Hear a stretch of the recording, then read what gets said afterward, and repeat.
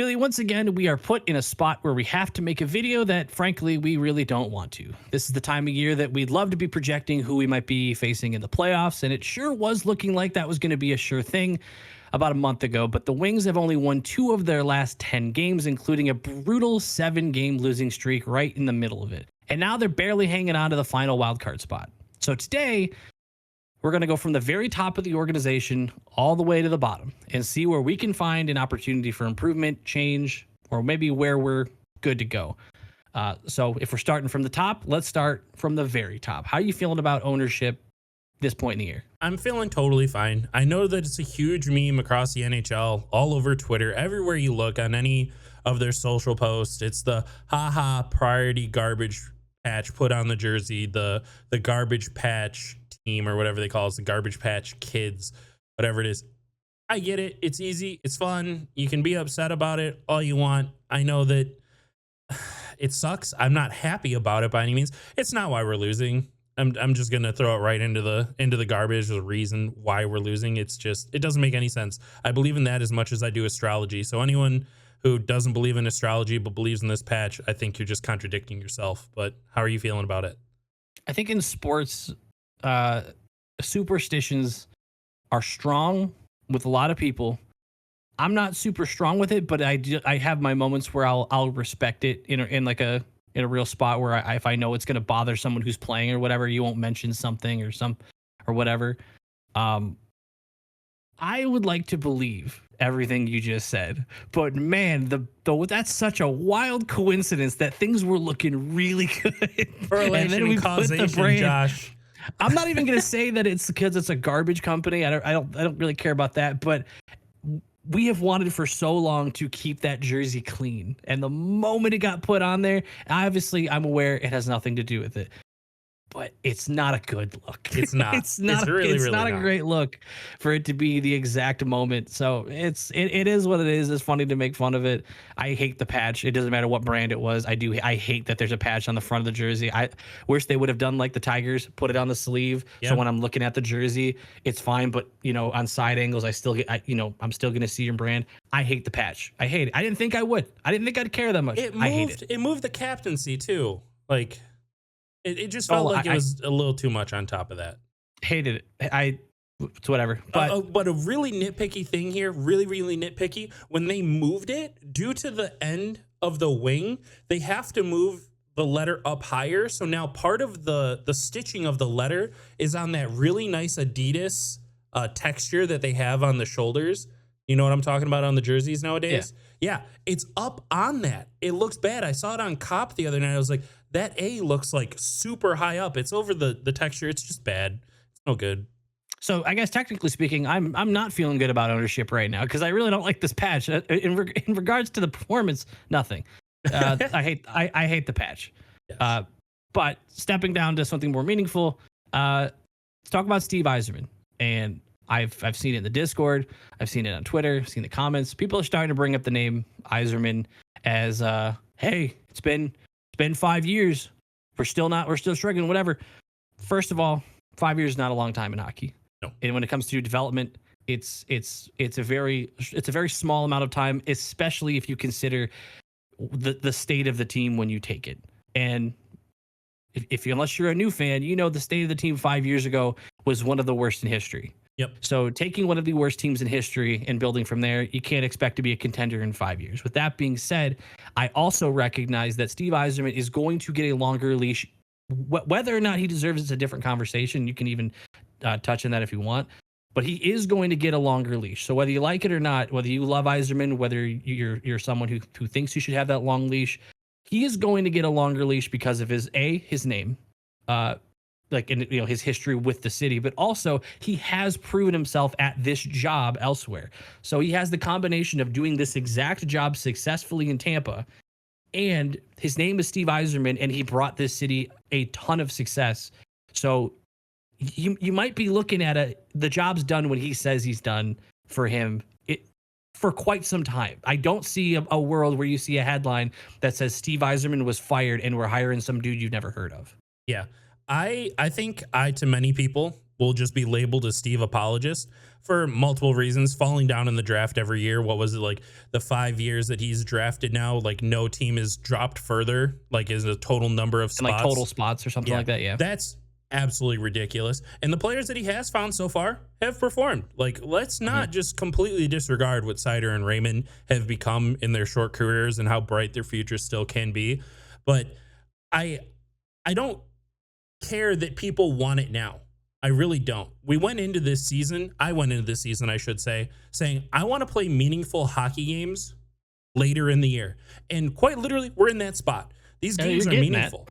And they're more meaningful than you were hoping like a month ago, but yeah. Yeah, very true. And that's why I was like feeling really good. But like we've seen the highs and lows of this team. We'll get into the team more later. But technically, like with Steve, I guess, like I'm content with what he has brought. I'm very content with the roster that he's put together. He has a super long leash with me. Like he still has my trust in making the right decisions regarding a lot of personnel on the team. But without looking too far ahead, if something doesn't happen and we continue on this skid, I'm going to start questioning Steve Yzerman's like maybe being too loyal to some entities that we'll talk about. May have been, you know, the person on the thumbnail of this video. But let's talk about his trade deadline a little bit. We didn't get to get a video out on that, but at the deadline, all he did was sell. He sold Costin. Yeah. We got nothing. We sent nothing. It was a nothing burger, kind of just get a contract off the books. And ultimately, for a lot of people, what they were screaming for is that it does open up a spot for Berggren to come up and play. We'll talk about Berggren. We'll talk about the forwards later. But what I really think it said is that he believes in this roster. He believed in like the highs that we saw. You saw the depth in the scoring out of the offense. You saw goaltenders performing well. He saw a defense that could manage to do a good enough job in general. But the more that I thought about it after the trade deadline, why didn't we use some of our draft capital or prospects to buy? When I keep hearing, and I think you and I both acknowledge that we don't know the most about our minor league teams. We don't watch the Griffins. We don't track necessarily how they're doing all the time. But I mean, everyone keeps telling me how good Danielson's going to be, Casper's going to be, Wallander's going to be, Johansson's going to be, Edmondson's going to be. You can just go down this list. Carter Mazer is supposed to be this stud. Now Trey Augustine. Yeah, Trey Augustine is supposed to. And like they're so young. They're so young that I'm not willing to put my eggs in the basket of all of these guys are panning out. Quite literally, they're not going to. Statistically, all of them will not become NHL caliber players. That's just not the way this sport has worked in the past. No one's completely bringing up their entire own NHL roster through their AHL system and their drafting. You're picking and choosing players. You're trading. Everything's happening all around the league. So why does it feel like we have draft capital? We have a good number of prospects that everyone's telling me about, and we're blocking them. And I think for good reasons. I'm not going to say that Steve isn't blocking the progression of these players. He is. He absolutely said that Berggren is not good enough this year, and we should get Daniel Sprong instead. Oh, we need to get Patrick Kane, and I don't care that that's going to hold a Berggren back. But Berggren has been tearing up the AHL. Showed up, did nothing for us these last 3 games. Did more harm than good, personally. So why don't we use that capital to bring in a for sure? Why don't we, eat a Petrie contract? Why don't we eat the Hall contract if we're not going to play him? Why don't we do these things and get a Noah Hannafin? Get someone that could actually come in and make a difference. Yeah, and I feel like you and I are on the same page on that. And I think the only place that it's not that I disagree with you, it's that I don't know if I feel as confident that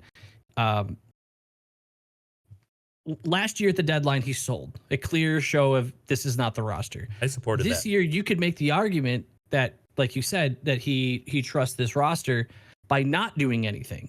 Not really doing anything. He sold off a contract, which, like you said, inadvertently gave Berggren a chance. But it's hard for me to kind of buy in on that thought of that he believes in the roster. And I guess it's only because I guess I would have expected him to do what you just said. If you believed in the roster, there's no believing in your roster doesn't mean that you believe it's perfect, Mm-hmm. right? Believing in your roster means that you feel like you have the pieces there, and you know you're going to have weaknesses, and you've got this draft capital. And if the window for success is as close as it seems like it should be, because if we're fighting for a playoff spot this year and you expect to only get better, we should be in the playoffs next year. Like even if we just Yes. barely miss this year, which would be tragic at this point, you would think we should be in next year. We should be contending in the following years and really trying to make a push. If that's the belief, and um, with how the timeline of development works in hockey compared to other sports, this isn't the NFL. Okay, your first round pick isn't going to be a starter on day one on your squad unless you're really fortunate. Like that's a rarity. That doesn't happen. So I'm with you. I really feel like I would have expected to buy at some level if he does believe in the roster. That doesn't mean he's going to go and get a Saros and net or like, but it really would have felt like he would have looked to improve the roster somewhere. Now, would that have made a difference? Would we be having the conversation of why'd you break what was working? I'm sure we would have. If the team would have still fallen apart, we would be having the conversation of he should have left the roster. So it's such a weird spot because he should have, not he should have, but he could have made a change and didn't.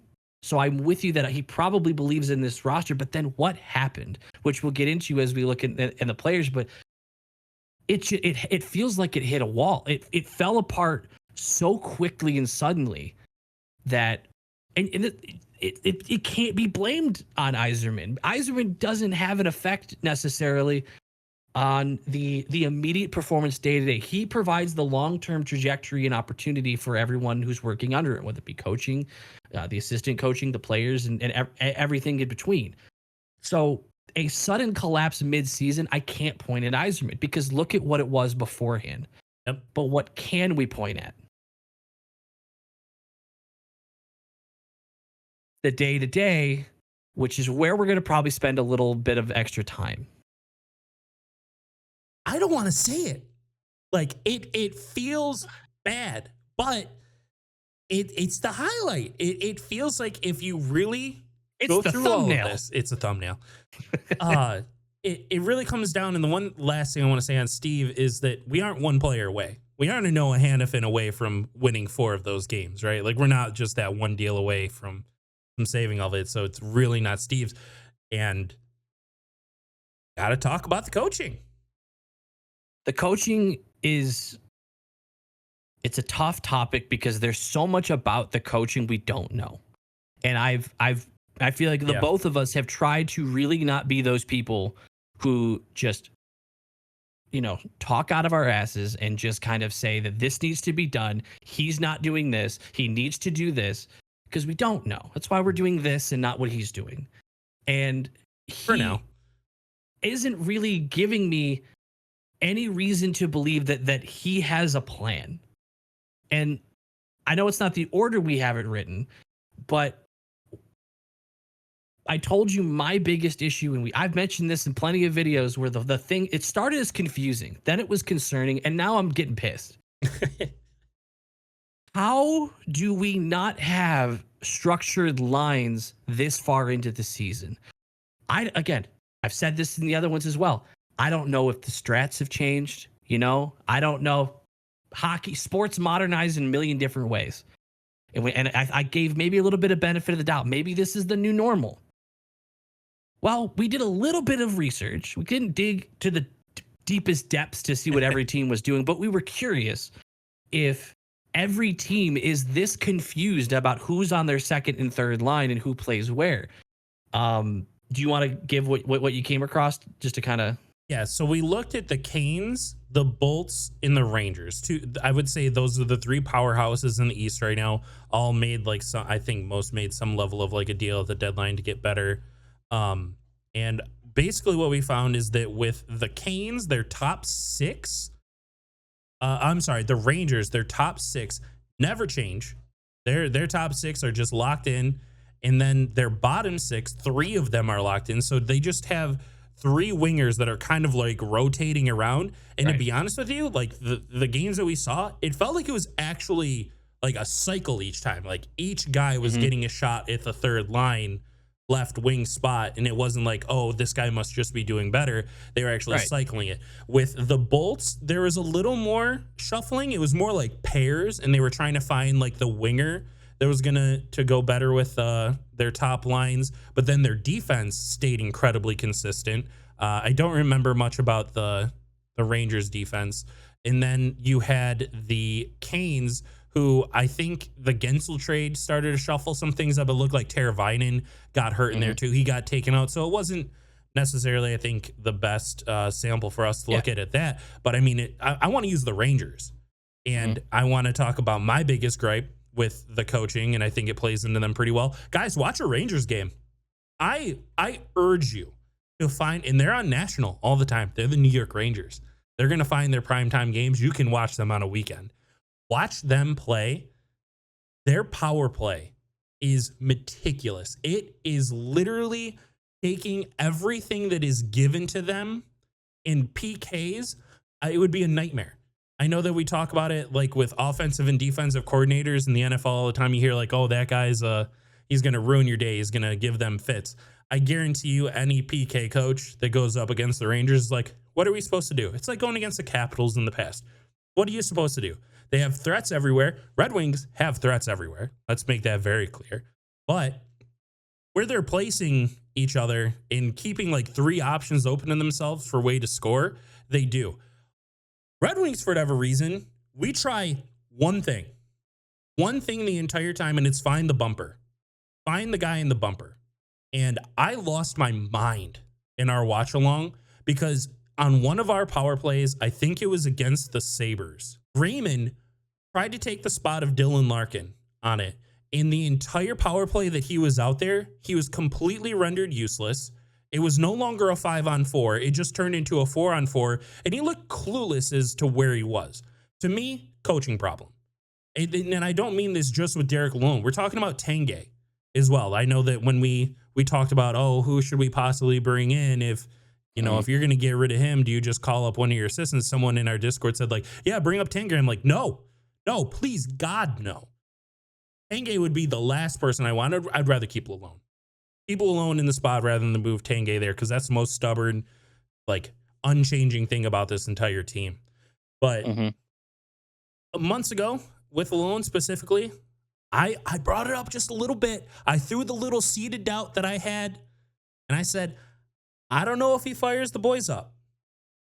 To me, he doesn't seem like a motivator. It seems like he probably does his day-to-day responsibilities incredibly well. I bet he has a really good hockey mind. You don't get into that position by not having that. You don't just get there by dumb luck, right? I want to show respect to him, but I think the one thing that he would lack is the ability to motivate them, to spark something in them, because this will now be back-to-back seasons where we see some massive slump hit and no one can save it.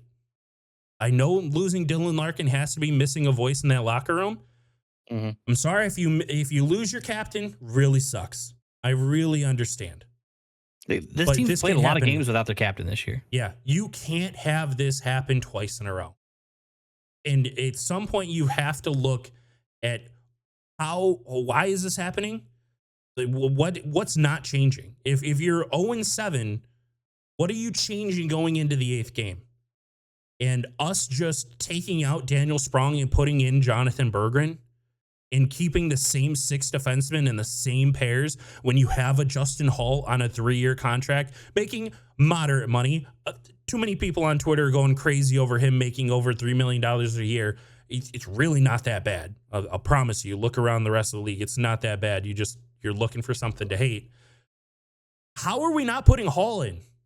How are you 0-7? This defense is playing the way it is. You're averaging over 5 goals against. You're getting outshot 30-7 in a period against the Avalanche.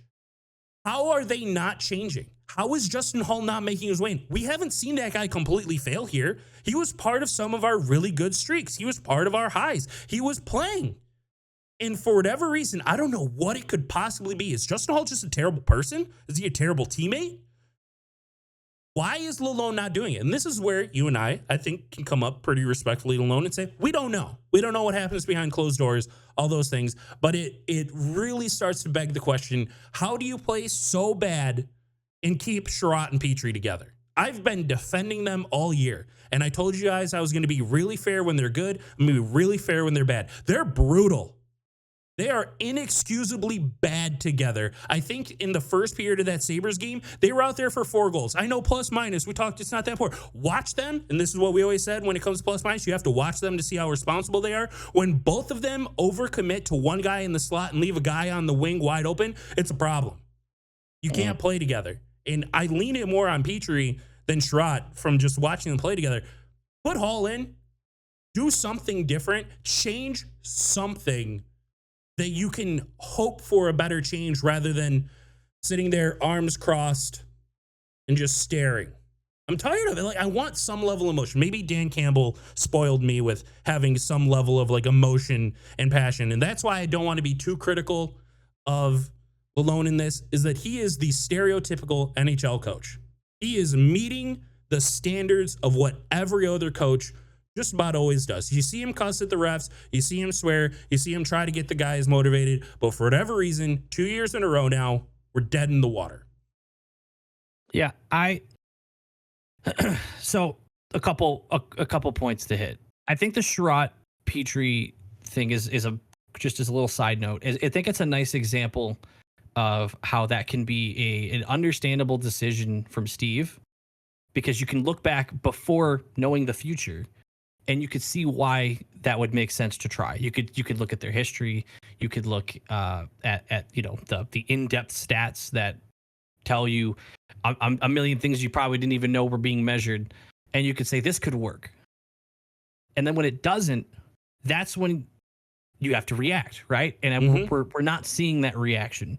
It's one thing to be able to justify an attempt and see how it goes, but if you keep doing it and you're really and you're not trying to shuffle it up, you're not trying to fix that specifically, or you're not trying to even bring up. We got a lot of names people want to see. We got a lot of people down in the minors that people would love to see a little bit. And at this point, I'm kind of down for it. I'm kind of down just to see what we got, because it can't get worse than what it is right now. It can't get much worse. As for the motivation stuff, it might just be me. I don't even really like speculating too much on that, because as much as it feels like, you want to see him get fired up, I like to also believe that the people who want that are the ones who are motivated by that, and the ones that are going to be a little more vocal. So it's going to look like everybody wants the fiery coach, but then you're going to have those people who are motivated by the silent, the calm with a purpose. Nick Lidstrom, Henrik Zetterberg, these were leaders, and we didn't see them. Yeah, we said we'd see a little bit of emotion sometime, but they weren't some of the greatest captains in the sports history because the coach did all the motivating. So there has to be that ability. And I like to believe that exists. And there are the types of leaders that say it's none of their business. They don't need to see me like that. I have control over my emotions. I have control. I can compose myself, and I can save it for behind closed doors when I'm talking to just you guys. So I can respect and understand that that's a possibility. I'm not going to say that is or isn't what's happening. And I really believe the part where I feel like the people who want that are the bouncy, come on, give me something. And those are going to be the guys in the comments that want that. And the rest of us who are kind of like, I mean, I don't really need that, but I don't need to speak up too much on that topic. So I'll just let them go. So it's going to look like there's this amount of people who want that when there might not be. But I'm not going to speak too much on the motivational side. I can only speak on the action, or in this case, the inaction of this coaching staff. And I'm really tired of having the loot box of the NHL when it comes to lineup, and every night not knowing what you're going to see and where. And even you said, well, at least you've got Larkin, who's always on the top line. And I told you I'd find the days that he's not even a lock. Your captain center isn't even a lock for the top line on this team. Something's wrong, man. Yeah. And I do you have more you want to say on the coaching specifically? Because for the coaching specifically, I feel like that's where my strongest long-term issue is. Yeah. And I don't have a replacement. All I know is that ain't the guy. This is the nice thing. I don't think we need to. There are so many candidates that could be put into those roles. And Shout out to our local radio station for giving me this info. 6 out of the 18 teams currently in a playoff spot have all fired their coach at some point in this year. Stats are stats. Motivated some people. Somehow they were able to turn around and still do well. I'm not saying that's what you need to do. Definitely not what I'm saying you need to do. But stats are stats, right? Yeah. Stats are stats. And to be clear, I'm not saying you need to fire this dude this week. But I am saying that if we started next year with a different coach, you wouldn't seem even remotely surprised because it would make sense. It feels like measurable decisions that we can see, not speculation of stuff behind closed doors. You guys can talk about that on Twitter, Discord, whatever you want. I'm not interested. From what I can measure and what I can see is being done, this isn't it. Yeah. Let's start talking about the people who really, truly have the impact on why this is all failing. Because we can look at Chris, we can look at Steve, we can look at Lalone, we can look at the entire coaching staff, and we can have our problems, we can have our ha-has, but ultimately, it falls on players. They're Guys the ones on the ice. Yep, they're the ones strapping up. They're the ones shooting the puck. They're the one trying to stop the other team. They're just about solely responsible for what's happening regarding wins and losses. And I just want to ask you, with the forwards, do you see an issue with personnel? I don't see. I'm sure you could look at minuscule stats and be like, well, it could be slightly better here, but we've seen this offense operate on near flawless basis for some nights. There's some nights where it doesn't matter what the defense or the goaltending does. Our offense just shows up. There are nights where the power play looks scary. There are nights where they are flying. There's nights where they are peppering, and there's epic, like great shot after great shot. And then there's stretches like this where I get the way it looked to me. I said in the Discord is they looked unfamiliar. Yeah. They looked like guys playing drop-in. They didn't look like they had any sort of history together, which, just saying, maybe if they played on the same damn line together for more than a game at a time, maybe there'd be a little bit more of a feeling of chemistry. But I digress. To answer your question, I don't think the names on the roster are the issue for the forwards right now. I just about completely agree with that. And the only thing that I want to take back on it just a little bit is that I think the loss of Dylan Larkin is huge. And yes. I know that he's not McDavid. He's not Matthews. We're not saying he's like McKinnon, anything like that. Those guys are, the true elite of the elite. But this guy plays a huge role for this organization.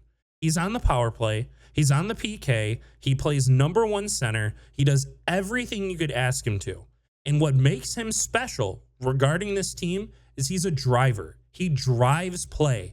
He skates. He has hands. He can shoot. He can just about do it all for you. This guy, enter the zone, which is something they've been struggling so bad with, just getting in the zone and not having to just flip the puck over their heads and hope for the best. Yes. Now, what I'm about to say does not make this person a bad player. I love having this player on the team, but I recognize their strengths as a player and their weaknesses. You know who's not a driver? Almost any other center we have on this team, but I'm specifically going to talk about Comfer. Comfer doesn't drive play. He doesn't have the speed. He doesn't have the hands to create opportunities for those around him the way you see a Larkin have it, the way you see other elite players around the league make the players around them better. Comfer is just a tremendous, to me, second line center. He plays very responsible defensively. He's good in the faceoff dot. He can find his way to be grindy up in the boards when you need him to be. But Kat and Kane, they need a driver. Kane's lost a step. I don't think that's difficult for anyone to see. When you give him the puck, he's deadly, but he needs someone else to get open for him. He needs someone else to be able to create space, to also be a threat on the ice. Kat, we never really thought of him as like the driver of a play by any means. You don't give him the puck and expect something great to come out of it in the next 7 seconds. You give it to him and hope that the puck goes in the next second. That's his strength as a player. You're not going to get it out of Cop. You're not getting it out of Raz. you're not getting out of Fisher. I'm just trying to go down the people who play center for us. And I want to give a little leniency to the choice. I'm surprised we didn't talk about it earlier a little bit, is that Veleno got a shot on the top line because he's the next closest thing we have to a driving center. He's the next one who had the slightest possibility to move play with his skating and puck handling skills. And it didn't work. It was really bad seeing him up there. And I know there's a lot of hope and a lot of love for him in our Discord to get that opportunity, but it didn't happen. So when I'm looking at the roster, ultimately, I'm very happy with the forwards, but we need a driver. And if you're going to lose your number one driver, it's really going to stall out, I think, the rest of the offense. But that is absolutely no excuse for somehow, some way, the best depth scoring team in the league to have all four lines go ice cold. In your last 3 games, Christian Fischer's your leading scorer. I'm sorry, it's Raymond. I want to make that for effect of Christian Fischer is one of your best offensive players. It almost got really bad. He almost scored a shorty at the end there, and it's wild. So I'm with you 100%. We've seen this team operate at truly this year's NHL standards, elite level. They were up there at the start of the season. What was the top 10 or first 10 games? We were number 2 in goals for, and it was only because Vancouver was having some even more obnoxiously strong start to their season at the start. So we can. Remember when we had a 50% power play for the first week? Yeah. That was fun. Yeah. And we're lacking defensive responsibilities. That's why you see someone like Daniel Sprong get scratched for a game, and why you see Bergeron come in. We're taking stupid penalties. I really want to just I guess rap on Raz for a second here. That's back-to-back games of purely, what are you doing? What are you actually thinking in this moment? Because I want to know what good this could have possibly done. I can only chalk that up to that's rightfully so. That's easy to pick on, but slumps like this can really just make you say F it quicker than you might normally. And so I feel like the stupid penalties are going to come with a stretch like this, which sucks, but I don't think it's the cause. I think that's somewhere. I think it's an effect. I think it is. They can't do anything else. They're frustrated. They're doing still stupid, still needless, but still human. So I recognize that's probably more of an effect than the cause of this whole situation, but it's still frustrating as a fan to, you're that close to maybe getting it, and then the effect, those penalties happen, and it's oh, okay, never mind, this game's over. We thought maybe there was a shot, and no. I want to talk about defense, and I'm probably going to let you talk a little bit more to help me resist the urge to come at this with "I told you so" energy towards some folks who really thought it was just Husso that was just garbage, and all we needed to do was throw a line in the net, and defense is fine. It's the goalie. He can't save anything. The defense is painful, and it's not even just the defense. I mean, I will kind of bring some of it to the forwards, that it's the defensive play of the team as they struggle. The one that makes me sad, I know we talked a little bit about it before we started recording. Seider doesn't look special right now. Not even a little bit. I'm not saying he's not. I'm not saying he won't be. But that was supposed to be the anchor. That was supposed to be, try not to take this too literally. That was supposed to be the Lidstrom, where you're at least we have him. Everything else might still need to build, but at least we have Seider. And I haven't felt like that in a minute. I haven't really felt at least we have Seider. I've seen him fall. I've seen him cough up the puck on just keeping the puck in during a power play. And I don't know. Maybe you could make me feel better. I didn't ask you this earlier. Is there reason to believe that's just part of the stretch? Or is there a chance that someone like a Seider, who was supposed to be, if he won the Rookie of the Year, man, that's supposed to mean everything, right? Oh, so I'm so far from calling his season cooked by any means. I think it's just it's what I said earlier with like bringing in Hannafin doesn't save us right now. Having Hannafin on this roster doesn't turn our 1-8 in the last 9 or whatever into 3-5 or even 4-4 or anything like that. You don't become a 500 team with one more player with how this entire roster is just hit the dumpster. So I think it's going to be really difficult for you to put out your best defenseman and have him shine when the forwards are leaving him. Goalies are struggling to make saves on some relatively easy opportunities. And anyone that you put him out there with is also struggling. Wallman's dealing with injuries. He's not even skating in practices before games because of his injuries. You see him still going out there blocking shots. So obviously something's wrong. Obviously he's not 100%. Ben and why did I call him Ben? Sherratt and Petrie right now. I already went in on them. I want to be very fair. I want to be critical and praise at the right times when people are doing well or not. It's inexcusable. Mata also just kind of struggling, just kind of going invisible in general. So they're your 6 defensemen, and like who's doing well? Who's supposed to like save all that? Are we really counting on our 3rd-year defenseman to look at those other guys and be like, don't worry, guys, I got this? I would love for it to be true, but when everyone else is playing so booty cheeks, I'm not going to look at him and say that you need to be the one that does it.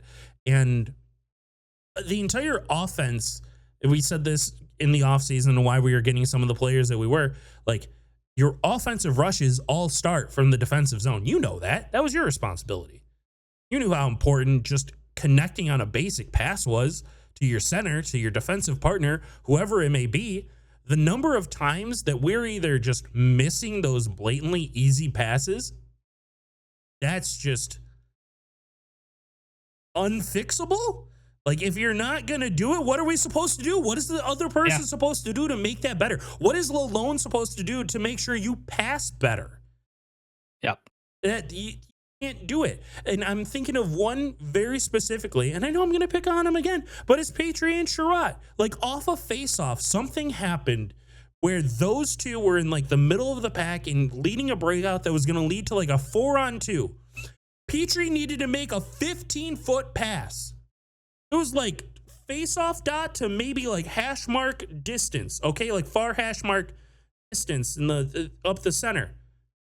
They were like 2 feet ahead of Sherratt. How? Is there that much pressure? I understand small little mistakes happen here and there, but when it continues to happen is when you can start to be critical. Like Seider randomly tripping over himself earlier in the year, and you're like, oh my God, that led to a breakaway and they scored on it. When it happens for the 3rd or 4th time in the year, you're like, this isn't happening to other people. Like this bad luck. That's when mistakes become issues. Yes. So we're not. It was never the strong suit of our team, and we knew that. And that's what I was going to say was that at no point this year were we saying that the defense. At least we have our defense. Yep. It was we were winning in spite of our defense. The offense shining as bright as it did was why the defense. I don't want to say didn't matter, but it wasn't costing us as many games because we were scoring. We were scoring 4, 5, 6 goals in the game. So giving up 4 goals sucked, and it made our stats look bad and made everybody hate Husso. But we were scoring. And now when you're not scoring, now you're looking at our defensive situation. Giving up 4 goals in the first 2 periods. And you got to think, okay, we have to talk about you now. Like it was easy to look over it when we were winning anyway, in spite of you, and we were going to make this work because our offense was a powerhouse. But now we need you to pick up some slack because they can't be hot all year. They can't score 6 goals the entire year. You have to have a defense that can bail the offense out when they struggle that game and vice versa. And we don't have goaltending that can then bail them out when all else fails. When the offense and defense both fails, we don't have a goalie that can buy us a 1-0 victory. So the defense needs to get better. And that's the one where I'll ask you the question that you asked me about the forwards. I know my answer. You already know mine. Do we have the personnel? Is it a personnel or an execution issue for defense? I know mine. it's definitely both. Like it's a personnel issue and the guys that we have aren't executing. Like the ones that I would want to keep around also aren't executing. It's a personnel issue because of our coaching, I think. You think so? Because somehow, some way, in a 2-10 or 2-8 stretch in 10 games, Justin Hall isn't called in. I don't think he's going to save us. I don't think we're one player away from being saved, but you have to try something different. So when you keep putting all these guys back out there together and you keep getting 4 goals against you in the first 2 periods, I'm sure it's not doing a damn thing for their motivation, their mental wellness as just an NHL player by any means. I mean, you see it starting to boil over in practice. Sherratt and Raymond fighting a little bit. It's nice to see they still have each other's back in a game, which I would be more concerned if he didn't, right? Like fighting in practice doesn't bother me as much as not standing up for your teammate in a scenario like that. Like I don't think that the standing up is like, oh man, well that makes everything that happened in practice. Okay, no, like I'd much rather have this scenario. But we knew it wasn't going to be the strong suit. It's not the strong suit at all right now. It's what's killing us right now. Yeah. So I want to see something different. Sure, bring up Edmondson. At this point, like this entire time, I've been you can't make it worse. Yep. Like even if that, man, I know that like there's that personal level and like we're just talking about like moving humans around and doing whatever, and like if you cut them, you cut them. If you wave them, you wave them. Who cares? The end product of W's and L's means more to me than this person's like general livelihood or happiness. But damn, if you lose Petrie at this point, I don't care.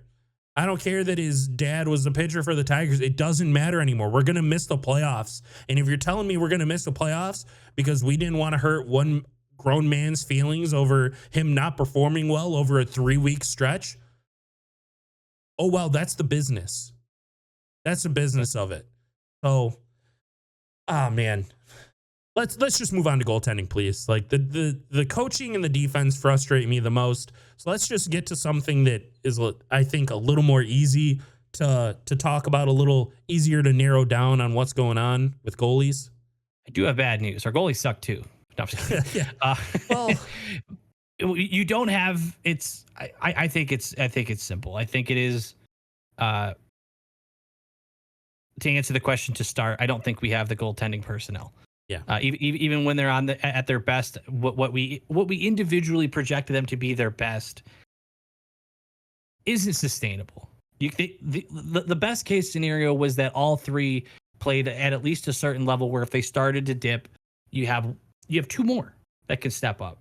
And it's kind of like what you said about the forwards. How do all 4 of these lines go cold at the same time?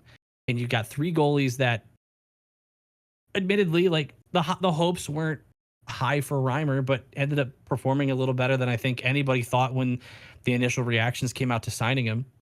Husso has been definitely a disappointment. Just health-wise, if we're going strictly off of off-season projection of what we thought we were going to get. And then Lyon was a temporary hope of a savior. But then reality kicks in with the quantity of like playing consistently with this defense in front of you. I don't care who you are. I don't care if you think that you would have to put like a prime Hasek out there that is just going to bail out the team with windmills and throwing the pads up to make up for some of these defensive mistakes. That's putting these goalies in these situations. So it's like, yeah, they're being screwed, and I recognize that, and I believe that. We talked about that all year. I had Husso's back. Even when I know he wasn't a star, I wasn't willing to jump on the hate train. Neither were you on all the hate for Husso, because we're giving up odd man rushes and breakaways on our power play. Doing it again. Still, like it's so even if the defense got better, I still don't think this goaltending core, it's not it. Like I know I keep saying like that. Yeah. But like this is not who you. When we are contending, I don't think you'll see any 3 of these goalies on this team. Yeah. So that should make that clear. Yeah, I think it's easier to talk about because I just feel sadder about it. It feels like when I think about coaching and defense, I get angry. When I think about forwards, I'm disappointed. When I think about the goaltending, I'm just sad because it really feels like looking at a whole of this season, we got exactly what we needed to out of Reimer so far. I could not ask him to do more than what he Yep. has. I'm happy with Reimer. With what Lyon has done is more than we could have asked for. He hit his hot patch like he did for the Panthers last year, and now we've played him in more games this season in the NHL than he has his entire career combined. That is a lot to just put onto a goalie. You're essentially putting it on a rookie goalie Hmm. to come in and do that when he's already played more games in one season than he has the rest of his career.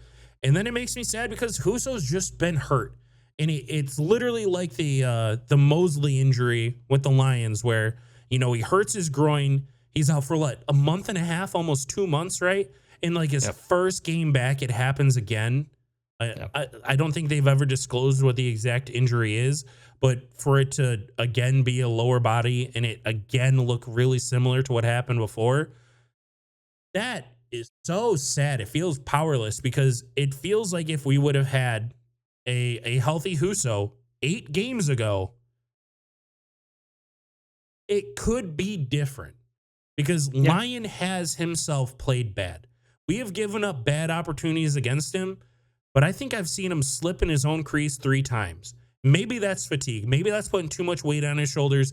And when we talked about it there at the start of the season, taking weight off Husso with Lyon, maybe that's taking weight off Lyon with Husso. We talked about interchanging them around the entire way and understanding that Reimer wasn't going to be the true backup role, and he hasn't with Lyon around. So we were right on that.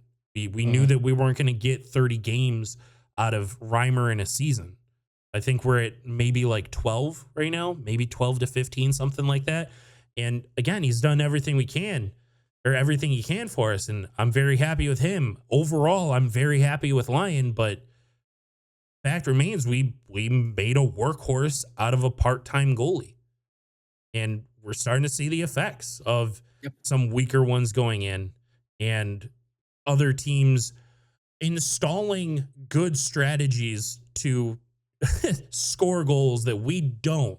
So when they're screening our goalie and suddenly he can't see for 3 of the goals against him, I'm sure that again we're talking about humans, we're talking about people with feelings and all that. As soon as that starts happening, man, your motivation, your confidence, especially for goaltenders in the NHL, I think you even hear like Ozzy talk about it. You hear Jimmy talk about how important it is for those guys to just feel good about themselves in the net.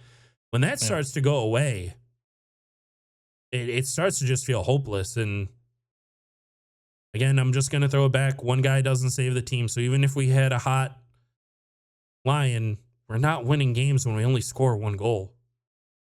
That goes back to the Jimmy Howard days. Yeah. And that's, I think, a way that you can kind of sum it up with the players as a whole is that, yeah, the defense has been rough all year. They had a couple minor decent stretches where they look kind of good. Goaltending has been streaky. Really depends. They can't even say it's when Lyon's in he's good. It's sometimes Husso's good. Sometimes Lyon's good. Sometimes Reimer's good. Sometimes all 3 are awful. Yep. And then to top those off, knowing that both of those have been struggling all year, this stretch has been a feature of the offense has been brutal. So during this stretch specifically, yeah, whole squad, it's not it. But in terms of what we're talking about today, of what needs to change, like I as a whole, well, you can't anymore at this point in the year make much change on the player side. We had that opportunity, and it sounds like Steve believed in what he had, didn't make a huge change there. Really any change just about. But the main thing that can change on a day to day and hopefully improve things is either the loan just. And I'm just saying, I know there's more coaching staff that is making these decisions, but that's your head coach. Mm-hmm. Final say is him. As far as I understand, unless they have some in rule of like, hey, if it's firmly delegated where you decide this and I decide this, which I don't know why you have a head coach at that point. But I'm not saying you got to fire the guy. I'm just saying if I woke up, and to a tweet saying that he had been let go and we have an interim coach for the rest of the year, I wouldn't be surprised, and B, I wouldn't be bummed, because it does feel like, even if you throw I'll give you the motivation stuff. You guys, you can run with that. That's fine. I don't care too much about it. I'll give you that. But even if it just changes the measurable day-to-day decisions that we can see, react to, and watch, I think that's what's got to happen to save the hopes of just clinging on to this playoff spot. I think I'm really close to you. I think I lean a little more towards the change at the head of the ship, because I was thinking to myself as we were 0-7, I was like, if you go 0-8, I start to become okay. Like at 0-8, if we lost to the Sabres that day, if he got let go, I'm like, okay, that's understandable. If we then go off to lose to Pittsburgh and you're 0-9, I start to think, all right, I'm kind of expecting it. I'm expecting to wake up on Monday in an 0-9 stretch. It's done. And if you then go off and lose to the Blue Jackets and you're 0-10, I want it. That is like, those were my 3 games of, okay, you hit your bad streak. You blew the lead that we had. Guys aren't coming out ready to play from the things that, again, that you say that we can just see without the speculation of motivation added on my side. It's objectively time for this to stop. It can't keep going. I have a question. I would have looked it up if I thought about it. Do you know, has Yzerman fired a coach mid-season? I do his not time know. in Tampa. You have no idea? What do you? Well, we'll probably Google that after this video. So I looked it up immediately after we finished recording, and I thought this was interesting enough that we got to put this in. In the time that Yzerman was the GM in Tampa, there were only 2 coaches. Guy Boucher, who coached there for 3 years, which it looks like that's who Yzerman would have hired in his first year. And then John Cooper was the only other coach. The important fact is that Guy Boucher was fired on March 23rd, 2013. That's like this week. So there is a precedent and a history that Steve Yzerman, if he doesn't like what he's seeing, will fire a coach not just mid-season, but like right now. And I'm assuming that was also potentially after the trade deadline, so where maybe there was a decision made, it didn't pan out, whatever's going on, and then he fired the coach. So take that information and do with what you will with it. But Yzerman does have a history of firing a coach not just mid-season, but literally this week, and then hiring the coach that's going to coach there for the next decade. Just saying. He done did it. He has done that. So Lalonde's job is not safe. All right, back to the video.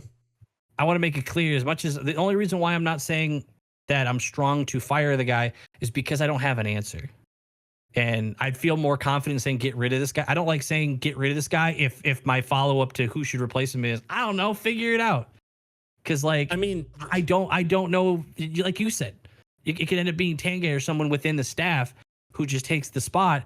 And I don't know how confident I feel that somebody in-house right now would be the answer. So I don't know if it would change as much, if it would, and who knows how that would affect the team. Maybe in a positive way. Like you said, 6 teams, for whatever reason this year, who are in a playoff spot, fired their coach at some point during this season. So maybe there's a motivation thing there. What gets kind of a wake up call, but I don't know. I hope there's a change, man. Because if it's just keep Lalonde and keep doing what we're doing, and we miss, I will feel a lack of. I will lose a little bit of confidence in the ability of the coaching. And then my first issue with Steve at that point would be, like, how did we not do anything different? You know, if it was going very well, especially compared to how if you ask Steve, he's not planning on making the playoffs for 10 more years. It feels like he's always like, oh, well, he makes it sound like it's not on the horizon. And we'll get there when we get there. But this would feel like the moment where it seemed like he was going better than expected, and you could have tried to withstand that or maintain that.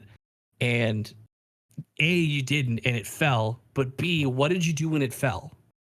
Did you just let it fall and go, well, we weren't expecting to make it anyway? Or did you try to, because making the playoffs is hard. If you're this close right now, do what you got to do to throw your hat in the ring. Mm-hmm. Like, it's not like you're guaranteed like you're going to get another 25 years in a row at this. Just try to make the playoffs. So, and for the reasons that you and I talked about why we were happy with the roster decisions that he made, create a winning culture. Don't create a culture of collapsing after trade deadlines and giving up.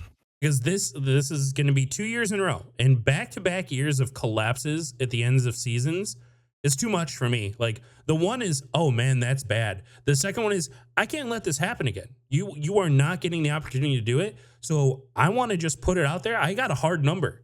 In these next 5 games, if you lose 3 of the next 5, I want him gone. I would full on board be, you're out of here. Because that would be what? He's 2-8. So that would make him 5-15 out of the last 20 at that point, right? Somewhere close there. I don't know. No one checking my math there. That's me just going on the fly. But I mean, you got the Blue Jackets, Islanders, Predators, Capitals, and Canes. Yeah, you'll probably lose to the Canes. But you know what? Surprise us. Get a weird 2 points in there. But if you're gonna lose to the Capitals and Islanders in this next 5 games, bye. Goodbye. Done. It can't keep happening. The guys have to come out motivated at some point, and if that means that guy has to lose his job, then he has to lose his job. When you're not good at it, you're done. You know it's bad when we're calling for someone's job. That's not usually our style. I'm not right now. I might be in 3 games. But no, but that's what I'm saying. You know it had to get. I mean, the fact that we're even bringing it up, this is not something that we're normally, like the big apologists of like all like Red Wings YouTube channels. We don't even people probably watch us and think that we're just like big and cuddly and being like super soft to everyone on this team, and then suddenly they're gonna click on this one. They're like, they want Lalone gone? We wanted that 3 weeks ago. Yeah, we're a little late. Long video. Props to you for making it this far. Let us know what you think. Join the Discord. Subscribe to the channel. We'll see you guys. We'll probably make another video at the end of the stretch that Billy just talked about, or maybe sooner, but definitely at least. If we go in 0-3, we're making a video, and it's purely all this. If you see him again on the thumbnail again, we done with this guy.